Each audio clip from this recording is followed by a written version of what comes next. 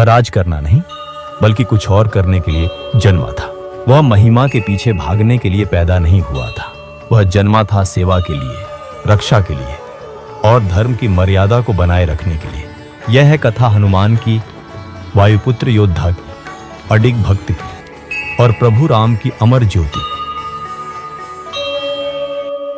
अंजना से जन्मे जो एक अप्सरा थीं, धरती पर शापित होकर आईं और पवनदेव के आशीर्वाद से उत्पन्न हनुमान का जन्म स्वर्ग को भी हिला देने वाला था।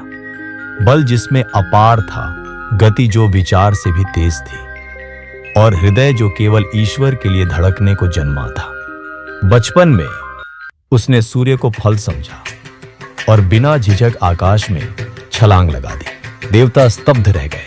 इंद्र के वज्र ने उसे गिराया पर वह न रुका न टूटा और देवताओं ने उसे और भी शक्तियों से नवाजा पर उसकी शक्ति से स्वर्ग भी भयभीत हो उठा। इसलिए ऋषियों ने उस पर विस्मृति का शाप दे दिया। वह अपनी शक्ति को तब तक भूल जाएगा जब तक संसार को उसकी सबसे अधिक आवश्यकता न हो।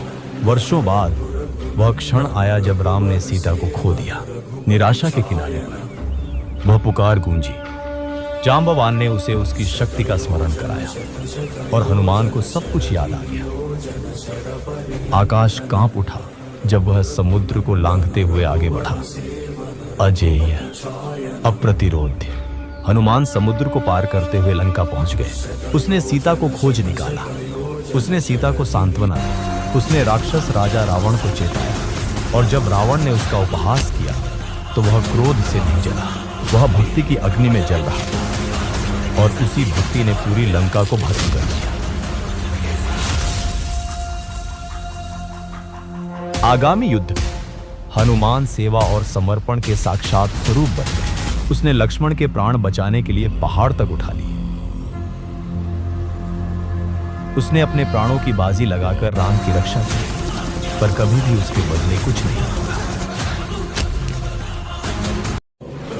जब राम का धरती पर समय पूरा हुआ और उन्हें मोक्ष का वरदान दिया गया तब हनुमान ने हाथ जोड़कर विनती की, मुझे तभी तक इस धरती पर रहने दें जब तक इस संसार में आपके नाम का स्मरण होता रहे। और इस प्रकार वह शाश्वत बन गया, अदृश्य, अजेय, अमर। यदि कभी तुम स्वयं को खोया हुआ पाओ तो बस जय श्री राम पुकारना, हनुमान अवश्य उपस्थित होंगे।